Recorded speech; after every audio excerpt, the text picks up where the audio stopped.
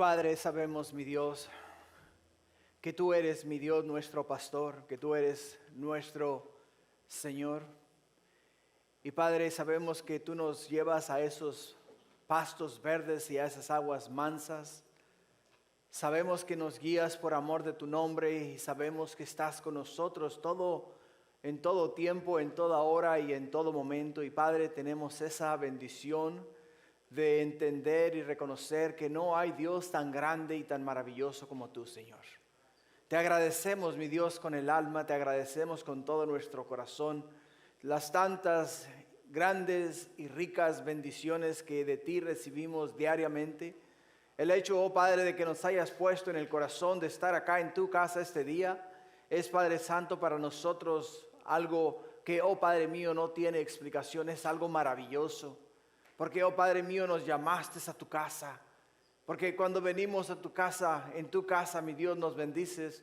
Y en tu casa, oh Padre celestial, nos llenas y colmas de bendiciones. Gracias, Padre, por ello este día. Te pido que bendigas a cada uno de mis hermanos que está acá en este lugar. Y que, oh mi Dios, tu palabra le ministre y tu palabra, oh Padre Santo, les dé vida y transforme sus almas y cambie sus corazones. Igual a aquellos que nos miran por Facebook, por YouTube, que también a ellos, Padre, les hables, les ministres, puedan ellos sentir la unción y el poder de tu Santo Espíritu. Gracias, Padre, por todo cuanto de ti hemos recibido y por cuanto de ti nos vas a seguir dando. Ahora bendícenos en el resto de este servicio, te lo pido en el nombre de Jesús. Amén y amén. Gloria al Señor. Hermanos, pueden tomar asiento. Pues bienvenidos a nuestro servicio dominical. Es una bendición para nosotros estar en la casa del Señor, porque es acá donde el Señor nos habla específicamente a nuestro corazón. Hoy día vamos a estar en Romanos capítulo 3 y vamos a mirar de los versículos 9 al 18. Así es de que si trajiste tu Biblia, ve ahí a Romanos capítulo 3 y vamos a estudiar de los versículos 9 a el 18, donde vamos a estar estudiando este día. Siempre es bueno, hermanos, dar una pequeña reseña acerca de lo que ya hemos estudiado anteriormente para continuar en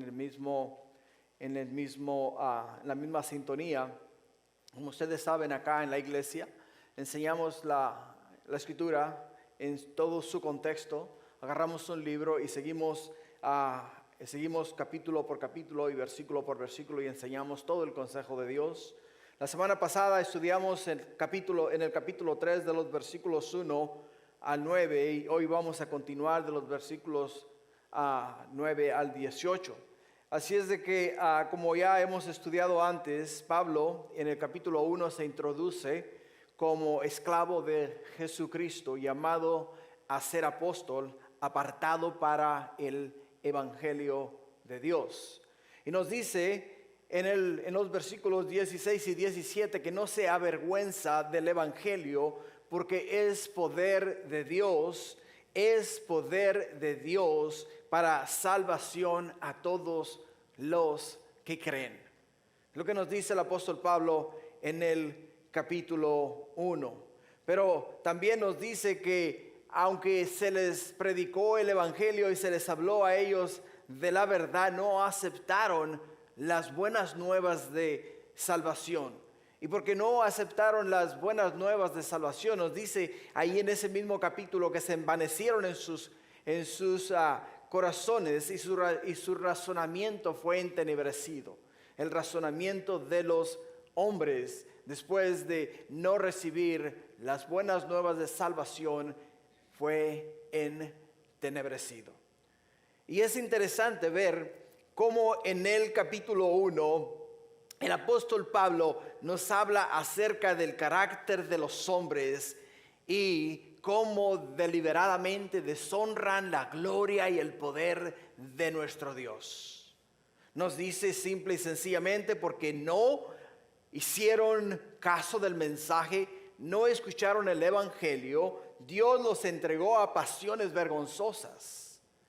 Pues nos dice acá en el capítulo 1 que las mujeres cambiaron el uso natural de la mujer y se dieron mujeres contra mujeres. Y el hombre cambió el uso natural de la mujer y se dio hombre con hombre. O sea, vemos, hermanos, la depravación humana, miramos cómo el hombre definitivamente se ha ido alejando del plan divino y de la voluntad de Dios. Es por ello que podemos entender que el apóstol Pablo nos está llevando a nosotros en estos primeros 3 capítulos a que entendamos el plan de Dios, la voluntad de Dios, el favor de Dios, lo que Dios tiene para los seres humanos, lo que Dios desea para sus hijos, lo que Dios quiere para su pueblo, lo que Dios desea para la humanidad. Pero la humanidad desafortunadamente han abandonado, han dejado el plan de Dios, la voluntad de Dios y se han apartado de la verdad. En el capítulo 2, hermanos, miramos que el apóstol Pablo nos comienza a enseñar a nosotros acerca de la necesidad de no juzgar a los demás.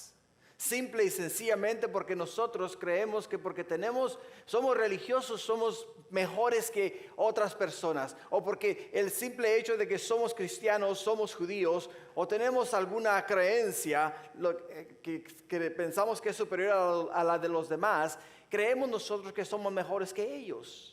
Y la escritura es clara y clave, y el apóstol Pablo simple y sencillamente habló directamente a los judíos y les dice a ellos, dice que ellos que creían que estaban haciendo lo correcto y comenzaron a juzgar lo incorrecto de las demás personas, estaban de una manera u otra haciendo lo mismo, y el juicio con el que ellos estaban juzgando a los demás iban a ser juzgados.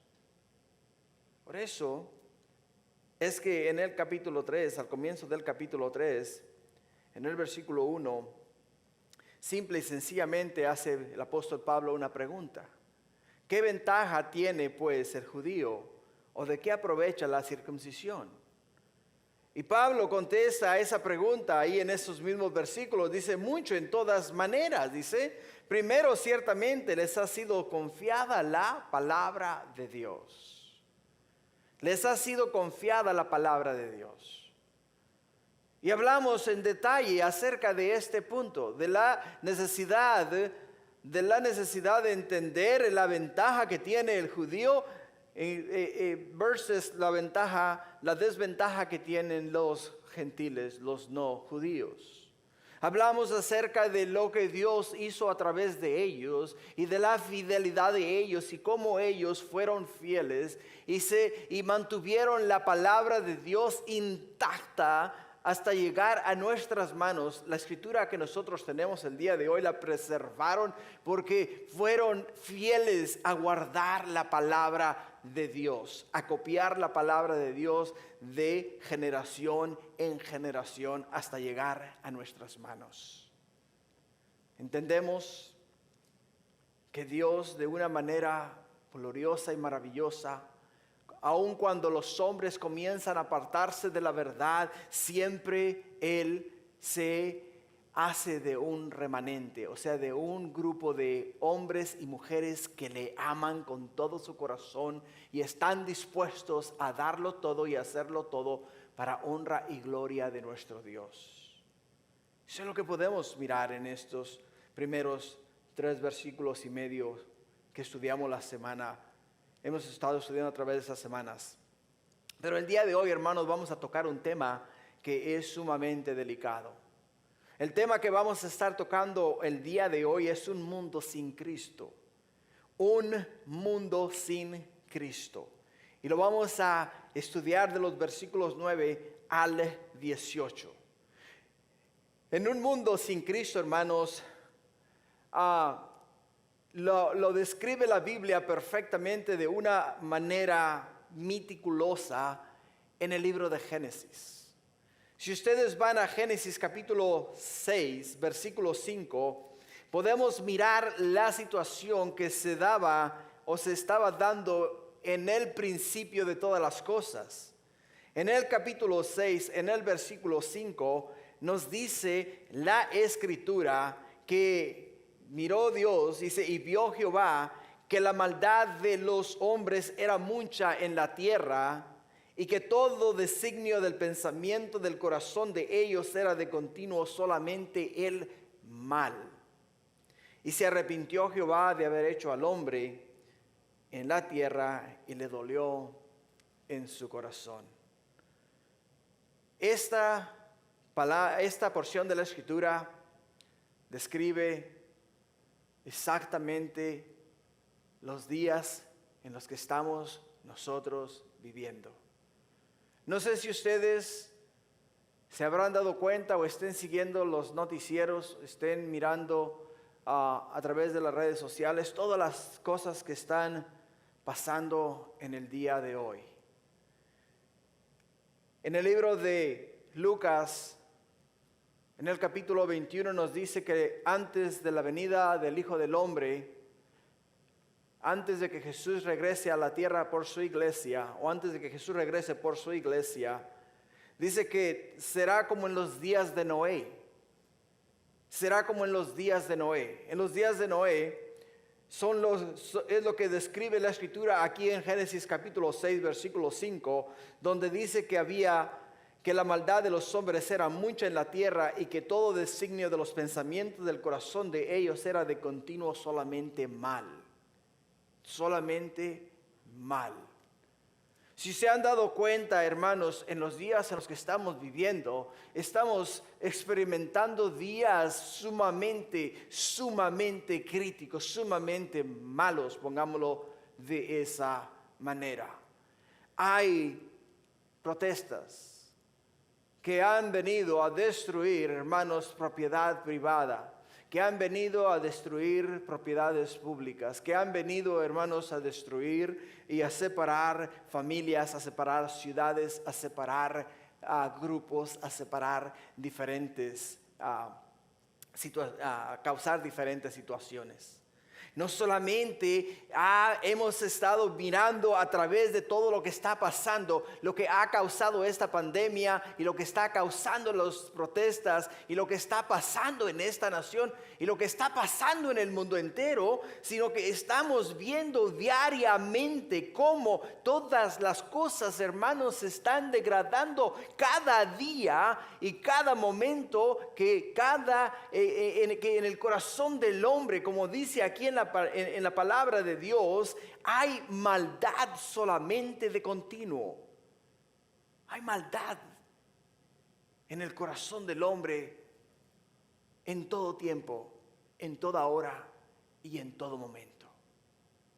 Desafortunadamente podemos mirar que el uso de drogas, hermanos, ha aumentado como nunca en la vida jamás se había mirado. Estamos mirando un estado de depresión increíble en la humanidad, no solamente aquí en los Estados Unidos. Estamos mirando un estado de depresión en el mundo entero como no se había mirado anteriormente. Los suicidios están al día.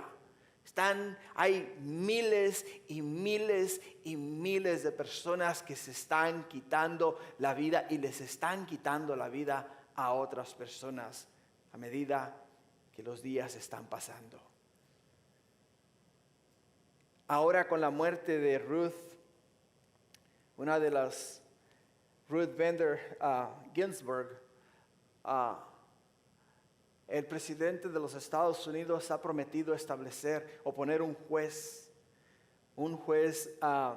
que sea una persona que sobre todas las cosas honre a Dios, conservativa, que no solamente establezca el orden y que vea por el bien de la nación, por el bien de lo que es la humanidad aquí o dentro de los Estados Unidos, sino que se ha dicho que una vez que se ha establecido este nuevo juez en lo que es la Corte Suprema de los Estados Unidos, ellos van a dar un reverso. Esta mujer estableció lo que llamamos aquí en los Estados Unidos el derecho al aborto. es lo que estableció esta mujer. Entonces, si este juez conservativo es establecido por el presidente de los Estados Unidos, acá en esta nación, ya la mayoría de personas conservativas van a ser 5 en contra de 4. Entonces, si hay 5 jueces conservativos y los 5 jueces conservativos se han propuesto en el corazón voltear esa ley, cambiar esa ley, anular esa ley del derecho al aborto, quiere decir que acá en los Estados Unidos no se puede más tener abortos. Entonces están abriendo protestas en todas partes de los Estados Unidos. Se está levantando una revuelta increíble y están buscando o están diciendo que hay que levantarnos en armas y hay que luchar para destruir a esta nación. Esas son sus palabras y esa es de la manera de la cual se están expresando. Están diciendo que simple y sencillamente hay que acabar con esta nación. Estamos hablando de los ciudadanos de los Estados Unidos de América, los que se han levantado en contra en esta situación.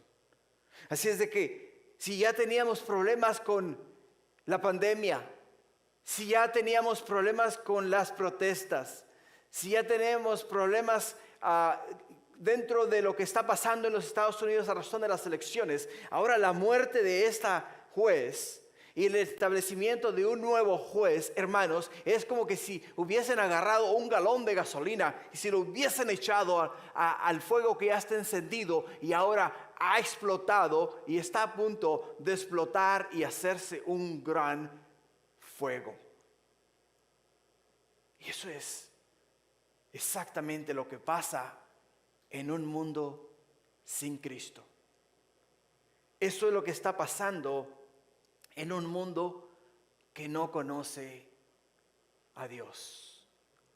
Ahora entiende algo.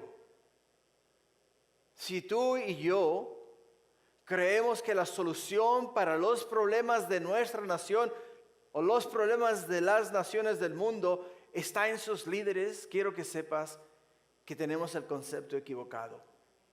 Tenemos el concepto equivocado. La solución no está en el presidente Trump, la solución no está en el candidato a la presidencia, Joe Biden, ni la solución está en el presidente de México, ni en el presidente de España, ni en el presidente de Argentina, ni en ningún presidente. La solución está en Cristo Jesús. Sin Cristo no somos nada y sin Cristo no podemos hacer absolutamente nada. Por ello es que podemos entender que estamos viviendo en los últimos días. Estamos viviendo en los últimos días. Estamos viviendo las palabras que Jesús nos dijo a nosotros. La venida del Hijo del Hombre será como en los días de Noé. Como en los días de Noé. Hay ahora en estos momentos, hermanos, protestas increíblemente violentas aquí en los Estados Unidos, en México y en otros países. Protestas violentas que están derrocando gobiernos, que están destruyendo propiedades, que están destruyendo comunidades, están quemando comunidades. Estamos mirando que, hermanos, estamos mirando la maldad del hombre, que estamos mirando que los designios y los pensamientos de los corazones de los hombres es maldad de continuo, de continuo. Y desafortunadamente, podemos mirar que muchas de las personas que en un día hicieron una confesión de fe e invitaron a Jesús a entrar en su corazón y dijeron: yo lo doy todo por el Señor, se han dejado arrastrar de una manera u otra en los negocios del mundo. Es triste mirar la situación. Así es de que un mundo sin Cristo lo describe la Biblia como un estado degradante en el cual la humanidad está cayendo continuamente sin esperanza a retroceso. ¿Por qué razón? Porque en el primer punto que miramos hoy en nuestro estudio, dice, no hay quien entienda. En el versículo 9 dice Pablo, ¿qué pues? ¿Somos nosotros mejores que ellos? El apóstol Pablo era un ciudadano judío, era un hombre que conocía la palabra de Dios, era un hombre que fue estudiado en todo lo que es la ley de Moisés. Siendo él judío, simple y sencillamente les hace una pregunta a aquellos sus compatriotas que de una manera u otra estaban juzgando la degradación moral de los gentiles. Y al estar ellos juzgando la degradación moral de los gentiles, simple y sencillamente les hace una pregunta: ¿qué pues? ¿Somos nosotros mejores que ellos? Y dice Pablo, en ninguna manera, pues ya hemos acusado a judíos y a gentiles que todos están bajo pecado. Todos están bajo pecado. La pregunta hecha acá es clave, porque es hecha en el contexto de que si el religioso es mejor que los no religiosos, o si el religioso tiene un mejor estado con Dios que el que no es religioso. Ciertamente, hermanos, los judíos estaban, pongámoslo de esta manera, mejor, o en mejores circunstancias. ¿Por qué? Porque tenían la palabra de Dios con que instruirse ellos. Pero como no eran mejores que ellos, pero como no seguían la palabra de Dios como Dios la estableció, entonces estaban en una condición aún más difícil o más juiciosa que la que estaban los gentiles. Porque los gentiles no conocían la ley de Dios, no conocían el temor de Dios, y ellos se hicieron sus propios dioses y adoraban a su Dios a su manera. Mas los judíos conocieron a Dios, sabían de Dios, tenían la ley de Dios, y la culpa que ellos, el peso de la culpa que venía sobre de ellos era aún más grave que la que vendría sobre aquellos que no tenían la ley de Dios. Por ello es que nosotros, los cristianos, simple y sencillamente no somos nosotros mejores que ninguna otra persona. El hecho de que hayamos hecho una confesión de fe, el hecho de que hayamos invitado a Cristo Jesús a entrar en nuestro corazón, nos da a nosotros la seguridad de la vida eterna, nos da a nosotros la salvación en Cristo Jesús, pero no nos hace mejor que las demás personas. Nos da a nosotros, nos abre a nosotros los ojos a mirar la necesidad que tenemos de Dios, que necesitamos a Dios, que no podemos vivir sin Dios, que no podemos caminar sin Dios. Y esta es una perspectiva tomada del mundo, porque ellos estaban completamente en contra de los mandamientos, los estatutos y lo establecido por Dios. Es por ello, hermanos, que nosotros tenemos que hacer ¿qué? Tenemos que mirar primeramente nuestro estado espiritual. Tenemos que hacernos un autoexamen interno para saber dónde es que estamos. No porque yo soy cristiano, yo voy a mirar al no cristiano como decir, yo tengo ventaja sobre tu persona, porque el día el cual Dios nos llame a su presencia, yo no voy a ir al juicio, porque ya Cristo ha pagado por mis pecados, y por lo tanto voy a ir a estar con Él por la eternidad, y decirle a aquel, no, tú vas a ir al infierno, y a ti te va a quemar Dios allá en el fondo del infierno. No podemos decir tal cosa. Y Jesús nos da un ejemplo. El ejemplo que nos da a nosotros es una parábola en el libro de Lucas, capítulo 16, versículo 19. Esta parábola nos habla acerca de de un hombre rico que simple y sencillamente creía que porque era rico lo tenía todo, y el pobre porque era pobre no tenía nada y no valía la pena. Pero escucha lo que dice la Escritura. Dice que había un hombre rico que se vestía de púrpura y de lino fino y hacía cada día banquete con esplendidez. Había también un mendigo llamado Lázaro que estaba echado a la puerta de aquel, lleno de llagas, y ansiaba saciarse de las migajas que caían de la mesa del rico, y aún los perros venían y lamían las llagas. Aconteció que murió el mendigo y fue llevado por los ángeles al seno de Abraham. Y murió también el rico y fue sepultado, dice. Y en el Hades, escucha, alzó sus ojos estando en tormento y vio de lejos a Abraham y a Lázaro en su seno. Entonces él, dando voces, dijo: Padre Abraham, ten misericordia de mí y envía a Lázaro para que moje la punta de su dedo en agua y refresque mi lengua, porque estoy atormentado en esta llama. Pero Abraham le dijo: Hijo, acuérdate. Escucha, pero Abraham le dijo: Hijo, acuérdate que recibiste tus bienes en tu vida y Lázaro también males, pero ahora este es consolado aquí y tú atormentado. Dentro de una perspectiva humana, el hombre rico estaba en una condición cómoda.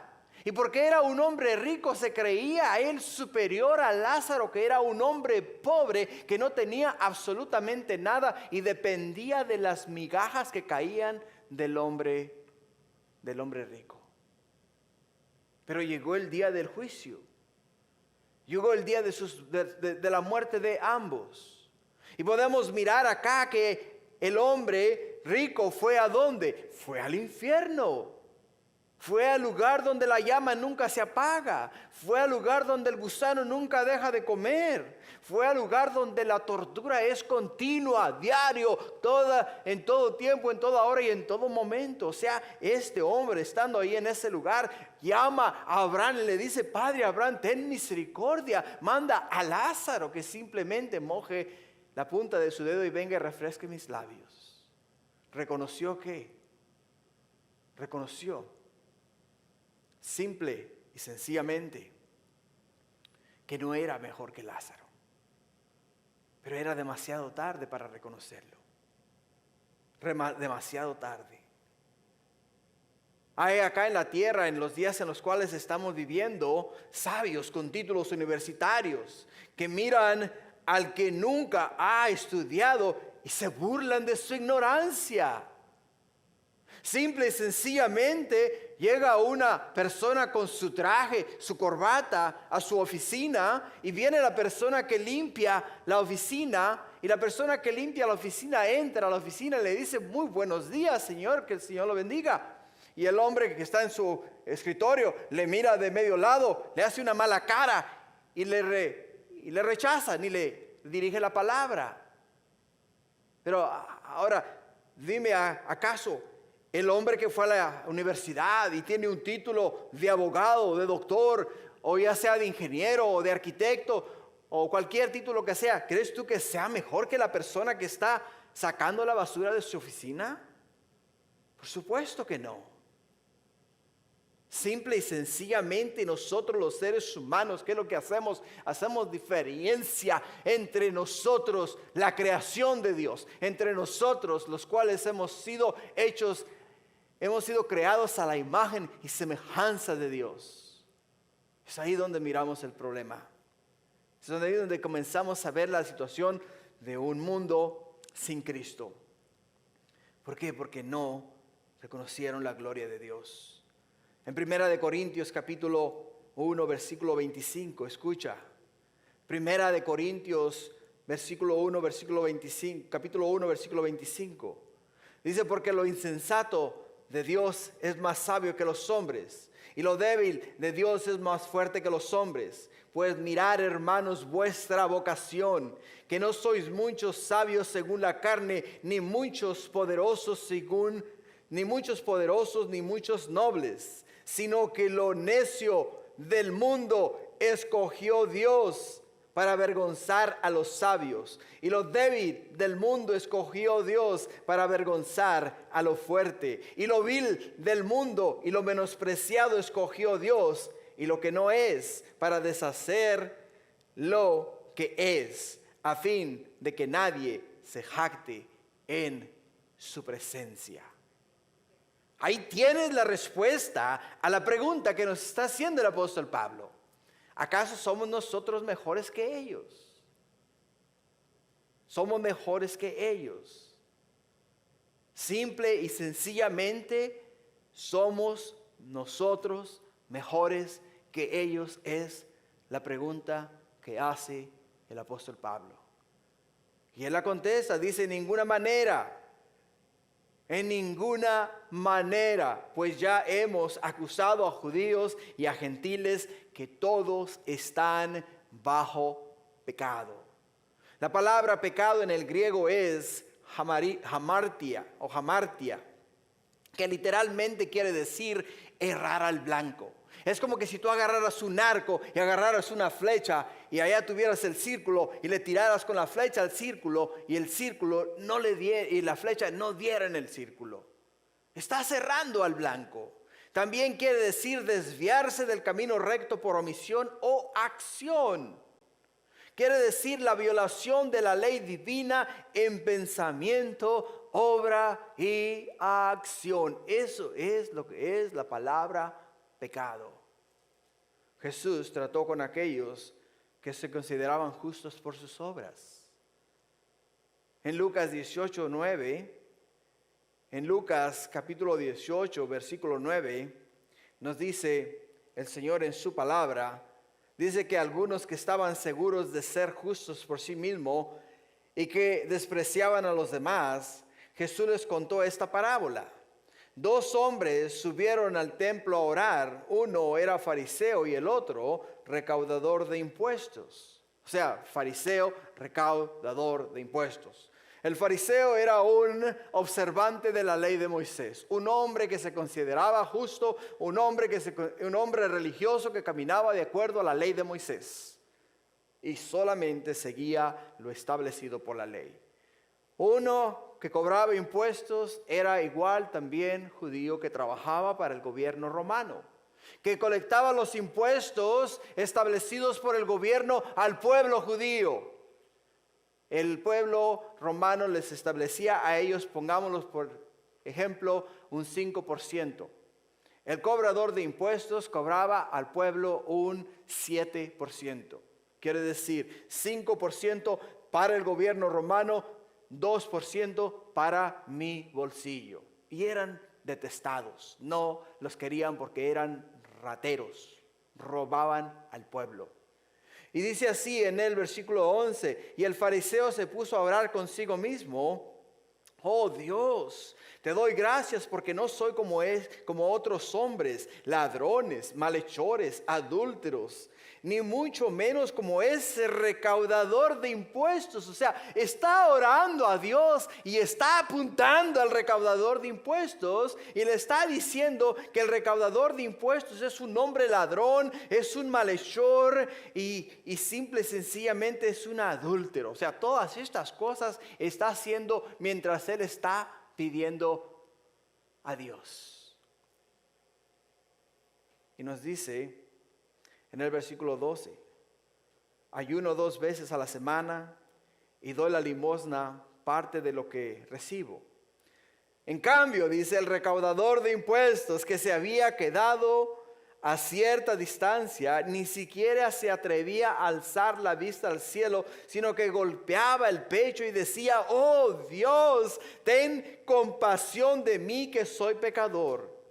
Les digo que este y no aquel volvió a casa justificado ante Dios. Pues todo el que a sí mismo se enaltece será humillado, y el que se humilla será enaltecido.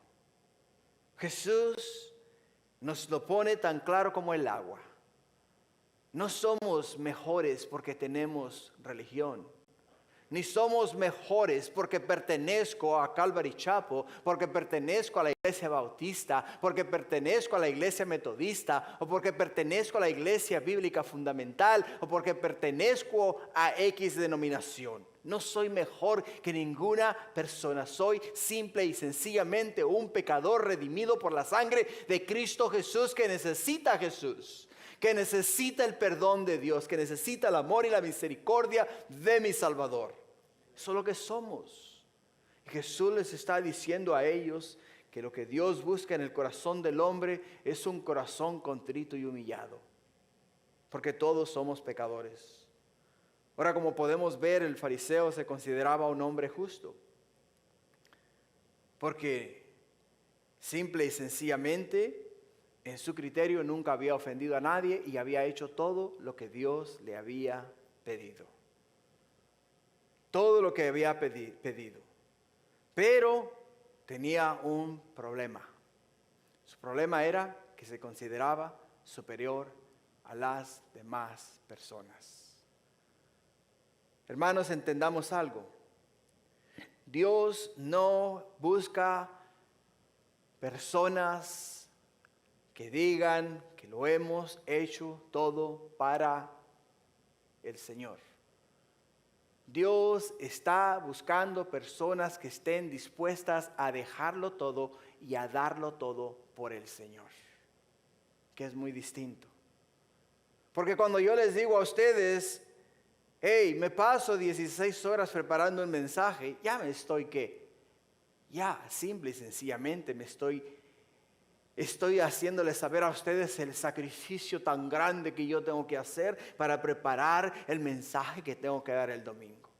O si yo les digo, fui al hospital y visité a 2, 3 enfermos, estuve en la casa de fulano de tal, vine y fui, entré y salí. Simple y sencillamente yo me estoy halagando a mí mismo. Y eso no es lo que Dios quiere de mí. Lo que Dios quiere de mí es que me humille delante de Él, delante de su presencia. Simple y sencillamente reconozca mi estado pecaminoso, reconozca que diariamente al levantarme yo dependo de la gracia y la misericordia de mi Señor para poder dar mi primer paso cada mañana y para poder dar mi primer respiro todos los días. De otra manera, no puedo vivir. Tengo que mirar a mis seres o a mis vecinos, pongámoslo así, o a mi prójimo como a mí mismo. Tengo que amarles de la misma manera, no importando su condición, no importando su nivel social, no importando su condición física. Tengo que hacer hasta lo imposible por amarles de la misma manera. ¿Es fácil? No lo es. ¿Por qué? Porque en nosotros está ese ego, de ese nivel de superioridad, ese de que yo soy mejor que tú, ese de que yo he hecho más cosas, ese de que yo tengo mejores oportunidades, eso de que, ¿sabes qué? Yo llegué a este nivel y tú ni siquiera has salido del primero. Cosas así. En el versículo 10 y 11, el apóstol Pablo comienza diciéndonos así en el versículo 10, como está escrito. ¿Para qué, hermanos? Para que entendamos. Citando en los Salmos, dice como está escrito: no hay justo ni aún uno. No hay quien entienda, no hay quien busque a Dios. No hay quien busque a Dios. La palabra justo, diakaios, es en el griego, denota rectitud y habla de uno que cumple los preceptos de Dios y es incapaz de violar la ley divina y que juzga en base de normas divinas y no en base de normas humanas. Eso es lo que quiere decir la palabra justo.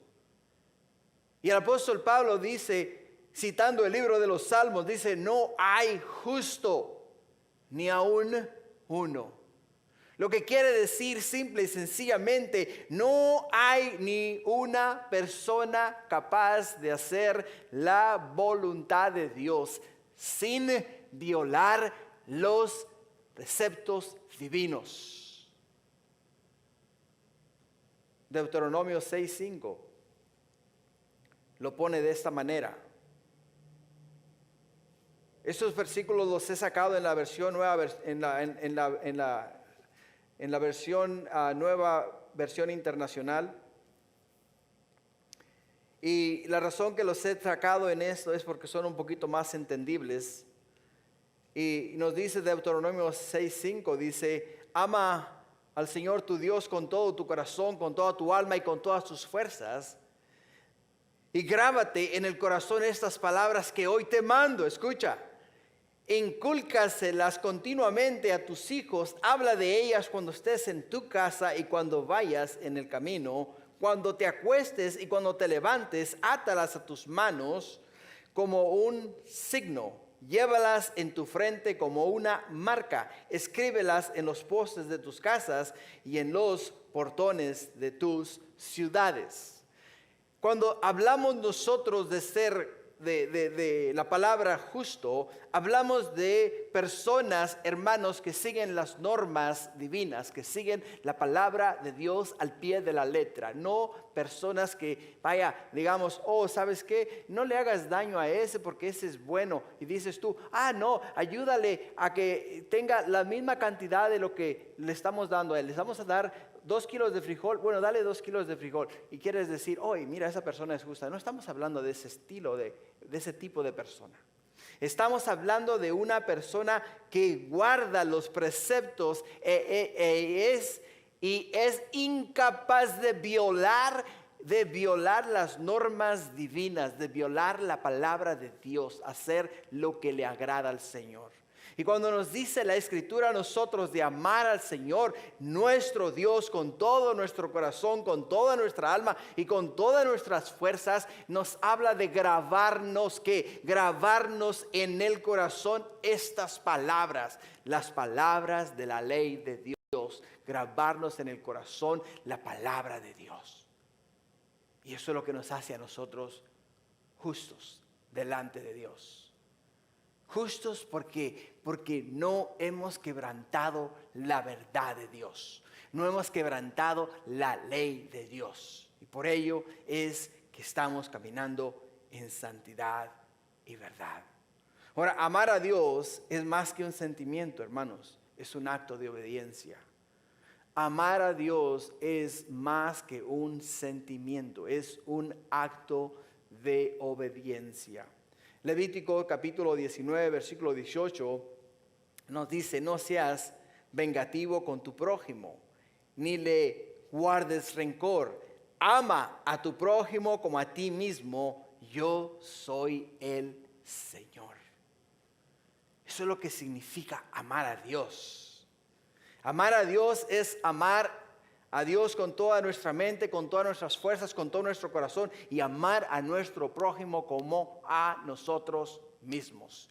Y eso nos constituye justos ante los ojos de Dios. Ahora, quien ha cumplido este mandamiento, hermanos, simple y sencillamente está caminando en santidad y verdad. Está caminando en la voluntad de Dios. Está amando a su prójimo de una manera sobrenatural. Ahora, en el libro de Ezequiel nos habla Ezequiel en el capítulo 18 y nos da a nosotros una perspectiva que debemos de entender la mente y el corazón de Dios y cómo es que Dios mira esta situación de la justicia de Dios. Ezequiel 18:4 dice: la persona que peque morirá. ¿Escuchas? Ezequiel 18:4, la persona que peque morirá. Sepan que todas las vidas me pertenecen, tanto la del Padre como la del Hijo. La persona que peque morirá. Sepan que todas las vidas me pertenecen, tanto la del Padre como la del Hijo. Y dice en el versículo 5, ¿quién es justo? ¿Quién es justo? Practica el derecho y la justicia. No participan de los banquetes idolátricos en los cerros, ni elevan plegarias a los ídolos malolientes de Israel. No deshonran la mujer de su prójimo, ni se unen a la mujer en los días de su menstruación. No oprimen a nadie, ni roban, sino que devuelven la prenda al deudor, da de comer al hambriento y viste al desnudo. No presta dinero en usura ni exige intereses. Se abstiene de hacer el mal y juzga imparcialmente entre los rivales. Obedece mis decretos y cumple fielmente mis leyes. Tal persona es justa y ciertamente vivirá. Lo afirma el Señor omnipotente. ¿Quieres saber quién es justo? Ahí tienes la definición de la persona justa. Y el apóstol Pablo nos está diciendo, no hay justo ni siquiera uno. Simple y sencillamente está acá denotando el hecho y la condición de la humanidad en los días en los cuales el libro de los Salmos fue escrito, el día en el cual el apóstol Pablo lo está citando y el día en el cual nosotros, iglesia, estamos viviendo. Porque lo estamos viendo, lo estamos viviendo. Es increíble entender lo que estamos viendo en los días que estamos viviendo. Pero Pablo luego dice que no hay quien entienda. No hay quien entienda. La palabra entiende en el griego es suneimi. Y denota la actividad comprensiva de la mente que implica el ensamblaje de hechos individuales en un todo organizado. Simple y sencillamente.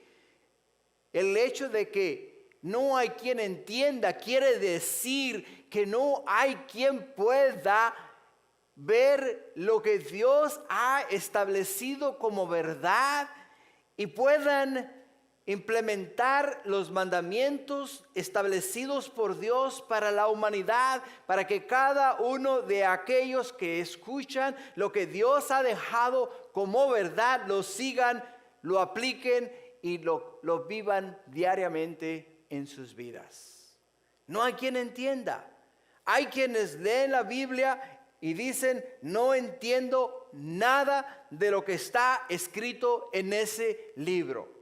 No hay quien entienda lo que dice Dios, no matarás, no robarás, no codiciarás. O sea, todas estas cosas establecidas en la ley de Dios, en los 10 mandamientos, no lo entienden. No entienden el concepto de no robar. No entienden el concepto de no adulterar, no entienden el concepto de no codiciar, no entienden el concepto de honrar al padre y a la madre, no entienden el concepto de amar a Dios con todo su corazón, con toda su alma y con todo su ser, no entienden el concepto de no hacerse imágenes. ¿Por qué razón? Porque todas estas cosas se están practicando en el mundo y porque no entienden el concepto y el error en el cual las personas están metidas, siguen viviendo de una manera contraria a la voluntad de Dios, y porque siguen viviendo de esa manera, entonces están fuera del plan de Dios. Por eso el apóstol Pablo dice, no hay quien entienda. No hay quien entienda. Nos dice acá en el versículo 28 del capítulo 1 de Romanos, donde estamos estudiando, dice que además, como estimaron que no valía la pena tomar en cuenta el conocimiento de Dios, Él a su vez los entregó a la depravación mental, que hicieran lo que no debían de hacer. Y se han llenado de toda clase de maldad, dice, de perversidad, de avaricia y depravación. Y están repletos de envidia, de homicidios, disensiones, engaños y malicia. Y son chismosos, dice, calumniadores, enemigos de Dios, insolentes, soberbios, arrogantes. Se ingenian maldades, se rebelan contra sus padres, son insensatos, desleales, insensibles y despreciados. No hay quien entienda.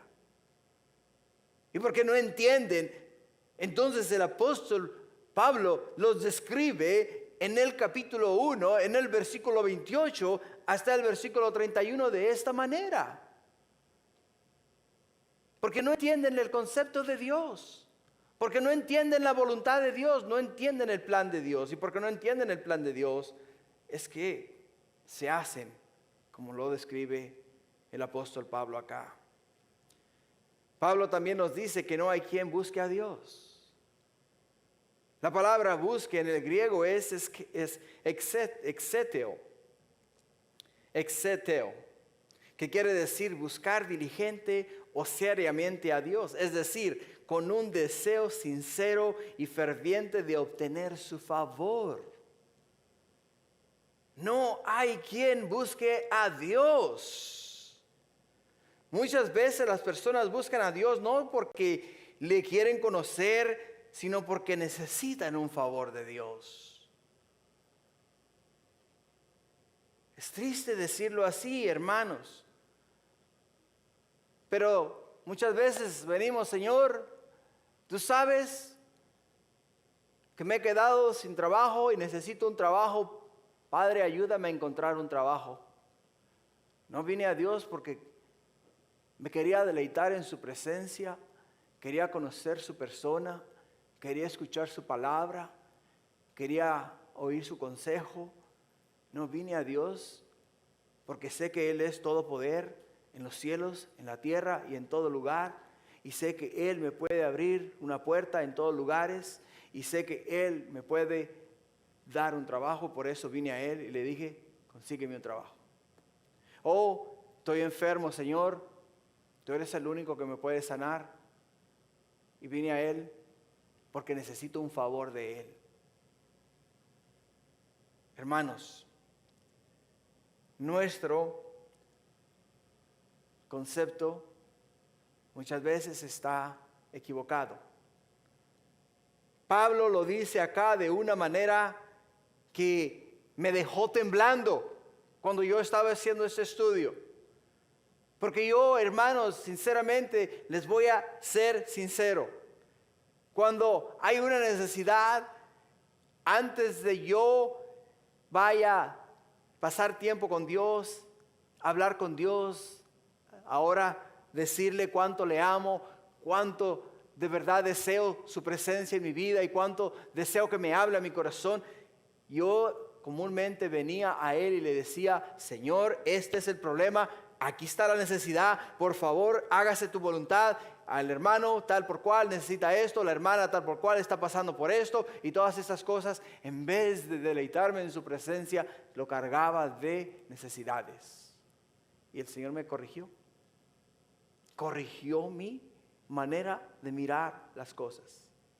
¿Por qué razón? Porque ahora yo no voy a buscar a Dios para venir y cargar a Dios de necesidades. Sí, es verdad, después de que yo haya tenido mi tiempo con el Señor, después de que tú hayas tenido tu tiempo con Dios, que te hayas deleitado en su presencia, hayas gozado de observar su gloria, de observar su palabra y de deleitarte en sus mandamientos y deleitarte en su presencia, entonces decirle, Señor, si está en tus planes y es tu voluntad, mira, esto es lo que está pasando y la necesidad que hay dentro del pueblo de Dios.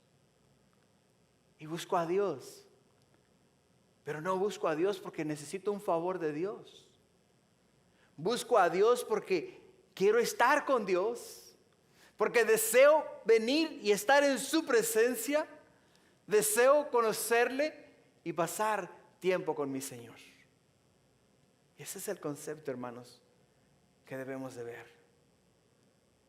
Pablo cita los salmos, Salmo 14:1 y Salmo 53 del 1 al 3. En el Salmo 14:1 al 3 dice así: dice el necio en su corazón, no hay Dios. Se han corrompido, hacen obras abominables, no hay quien haga el bien. Jehová miró desde los cielos sobre los hijos de los hombres para ver si había algún entendido que buscara a Dios. Todos se desviaron a una, se han corrompido. No hay quien haga lo bueno, no hay ni siquiera uno. Y en el Salmo 53:1 dice el necio en su corazón, no hay Dios, se han corrompido e hicieron abominable maldad. No hay quien haga el bien. Dios desde los cielos miró sobre los hijos de los hombres para ver si había algún entendido que buscara a Dios. Cada uno se había vuelto atrás, todos se habían corrompido. No hay quien haga lo bueno, no hay ni aún uno, dice la Escritura.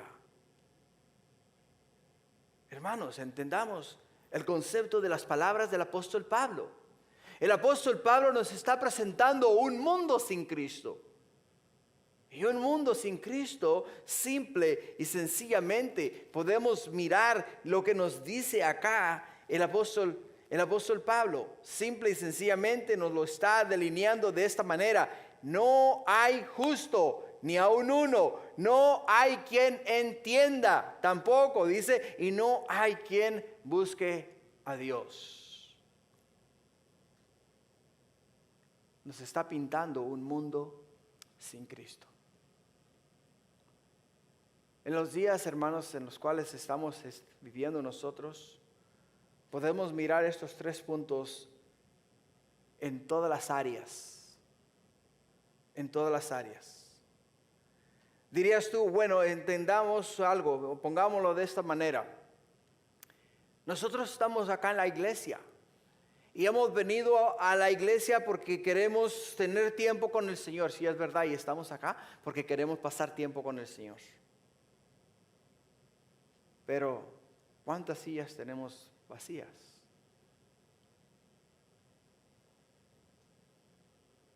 Te voy a decir, muchas de las veces decimos con la boca y con nuestras acciones reflejamos lo contrario. Tenemos que tomar estas palabras del Señor a pecho. Tenemos que traerlas al corazón y tenemos que hacerlas nuestras. Hermanos, tenemos que caminar en santidad y justicia. Tenemos que entender el concepto de Dios. Tenemos que buscar a Dios con todo nuestro corazón, con toda nuestra alma y con todo nuestro ser. Tenemos que vivir para Dios y hacer la voluntad de Dios.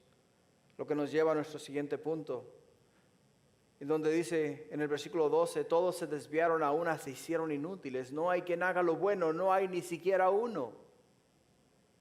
La palabra desviar significa apartar o alejar a alguien o algo del camino que seguía, o esquivar a alguien, o ser indiferente. No hay quien haga lo bueno, nos dijo. No hay quien entienda, no hay quien busque a Dios. Dice, todos se desviaron. Todos se desviaron. Qué triste, ¿sabes? ¿Por qué razón te digo esto?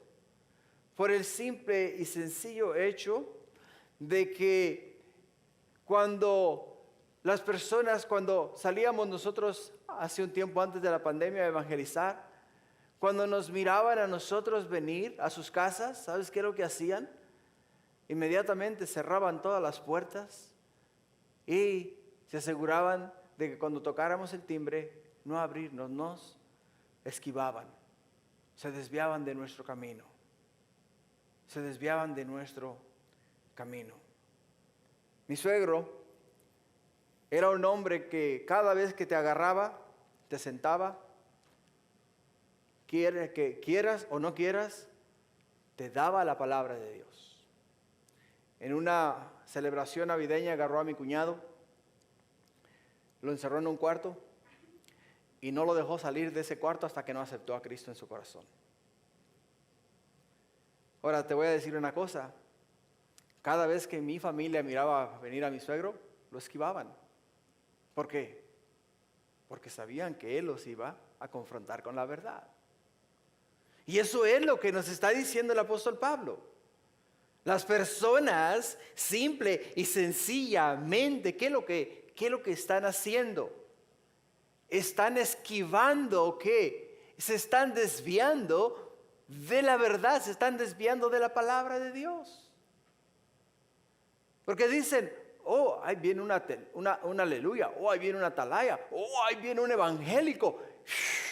Y salen corriendo por los lados porque no quieren ser confrontados con la palabra de Dios. Por ello dice acá, hermanos, en el versículo 12, todos se desviaron. Todos se desviaron, dice, y a una se hicieron inútiles. ¿Qué quiere decir la palabra a una? Quiere decir que todos a la misma vez se hicieron inútiles.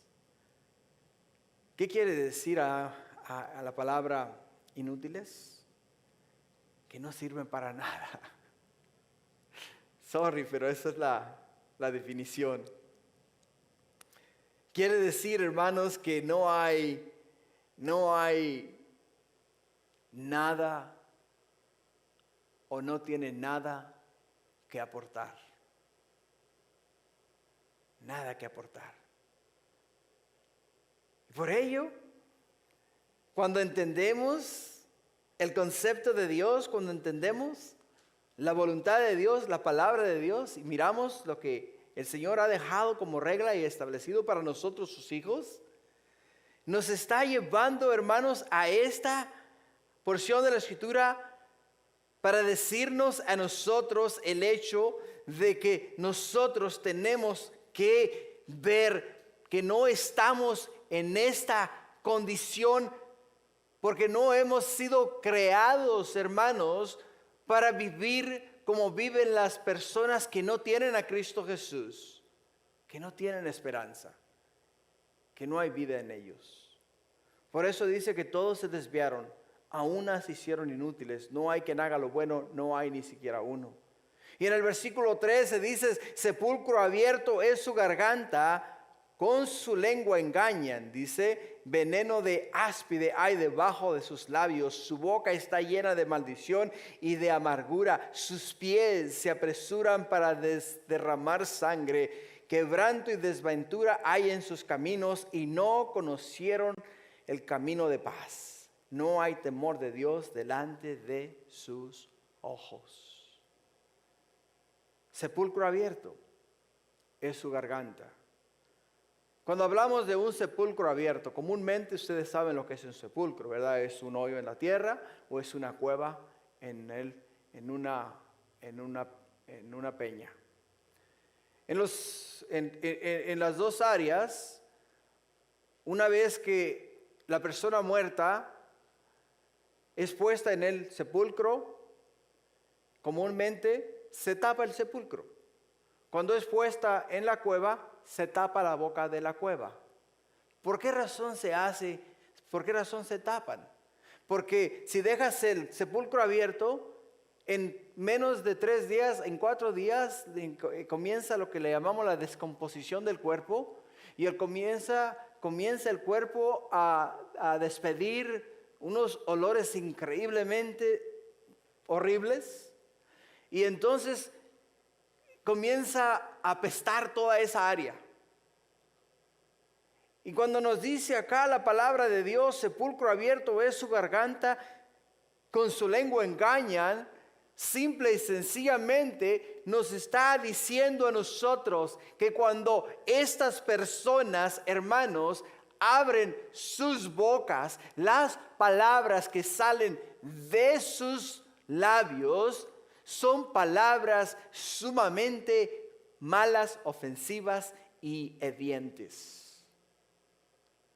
Jesús trató con este con esta situación. ¿Por qué, hermanos? Porque cuando Jesús nos dice a nosotros que las personas, el problema de la persona no está tanto en lo que la persona come, sino en lo que sale de la persona, lo describe perfectamente en Mateo capítulo 15, versículo 11. En Mateo 15, 11, donde dice, no lo que entra en la boca contamina al hombre, mas lo que sale de la boca, esto contamina al hombre. Mateo 15, 11, Jesús simple y sencillamente es confrontado por los fariseos y le dicen, ¿por qué tus discípulos comen sin lavarse las manos? Y Jesús les dice a ellos, espera, entiende, no es lo que te comes que te contamina a ti, es lo que sale de tu boca que contamina al hombre. O sea, son las malas palabras, las malas expresiones y la mala manera de hablar que es lo que contamina al hombre. En el versículo 19 de ese mismo capítulo de Mateo, capítulo 15, nos dice, porque del corazón salen los malos pensamientos, los homicidios, los adulterios, las fornicaciones, los hurtos, los falsos testimonios y las blasfemias. Del corazón es de donde salen todas estas cosas. Y el apóstol Pablo nos dice en el versículo 13, sepulcro abierto es su garganta y con su lengua engañan. Veneno de áspide hay debajo de sus labios. Jesús lo pone de esta manera, porque del corazón salen los malos pensamientos, los homicidios, los adulterios, las fornicaciones, los hurtos, los falsos testimonios y las blasfemias. O sea, todas estas cosas son las que contaminan al hombre. No es, hermanos, lo que come el hombre. Sí, es verdad, si comes algo, te puede hacer daño al estómago, pero lo único que puede causar en ti es una diarrea. Es lo único que puede causar en ti. Mas todas estas cosas que acaba de describir nuestro Señor Jesucristo, hermanos, son cosas que nos condenan, que nos destinan a nosotros para la perdición, apartados de Dios por la eternidad. Y en el versículo 14 simplemente Pablo pasa a describir la situación. Dice ahí que su boca está llena de maldición. O sea, hablan puras malas palabras y de amargura. Y sus pies se apresuran para derramar sangre. Simple y sencillamente me la hiciste ahora, en este momento me la pagas. O sea, buscan venganza. Quebranto y desventura hay en sus caminos. ¿Por qué? Porque hay tantas dificultades y problemas en sus vidas que no saben qué hacer. El día de ayer estábamos acá en nuestro tiempo de oración. Y me compartía uno de mis hermanos con el que estaba yo orando el día de ayer por la mañana. Me decía, antes de que yo viniese a Cristo, mi casa era una zona de guerra. Mi hijo era drogadicto, dice. Mi hija era una maldiciente, dice. Y yo era un genioso y mi esposa nos dejó a todos, dice. Pero el día que invitamos a Cristo Jesús a entrar en nuestros corazones, dice, vino la paz en nuestro hogar y ahora somos criaturas nuevas en Cristo Jesús. Había desquebranto, había desventura, había simple y sencillamente una conmoción increíble dentro de ese hogar hasta el día que vino Cristo Jesús. Conocieron, como nos dice en el versículo 17, el camino de la paz el día que Cristo Jesús vino a sus corazones. Y en el versículo 18, para terminar, dice, no hay temor de Dios delante de sus ojos. No hay temor de Dios delante de sus ojos. Hermanos, en conclusión, acá podemos ver cómo Pablo nos exhorta a hacernos un examen de corazón para que no caigamos en el error, el cual él está describiendo aquí perfectamente acerca de la degradación humana. Y Pablo Para cerrar, en Gálatas capítulo 6, versículo 7 nos dice: no os engañéis. Dios no puede ser burlado, pues todo lo que el hombre sembrare, esto también segará. Porque el que siembra para su carne, de la carne segará corrupción, mas el que siembra para el Espíritu, del Espíritu segará vida eterna. No nos cansemos pues de hacer el bien, porque a su tiempo segaremos si no desmayamos. Así que según tengamos oportunidad, hagamos bien a todos, y mayormente a los de la familia de la fe. No te olvides, no nos engañemos, porque Dios no puede ser burlado. Dios no puede ser burlado. Lo que el hombre siembre, eso es lo que el hombre segará. Así es de que si hay alguna deficiencia de las cuales este día hemos aprendido en tu vida, hoy es día para corregirla. Si hay algo de lo que hemos aprendido acá, que estás viviendo, estás haciendo, hoy es día de arrepentimiento. Hoy es día de pedirle a Dios que te perdone por haberte desviado del camino y por haber hecho lo que le desagrada a Él. Así es de que ponte de pie. Vamos a pedir al Señor su bendición y vamos a pedirle a Dios que corrija en nosotros si hay alguna deficiencia para arreglar nuestro caminar con el Señor. Padre, te agradezco tu palabra, te agradezco la enseñanza, te agradezco, Padre, lo que nos has mostrado aquí en este día, porque cada palabra escrita y cada palabra dicha este día, Padre, habla acerca de la situación que hay en los días en los cuales estamos viviendo en esta tierra, Señor. Podemos ver con claridad, oh Padre Celestial, que todo lo descrito acá en esta porción de la Escritura es todo lo que estamos viendo y viviendo en estos días, Padre Celestial, acá en esta tierra, Señor, y en el mundo entero.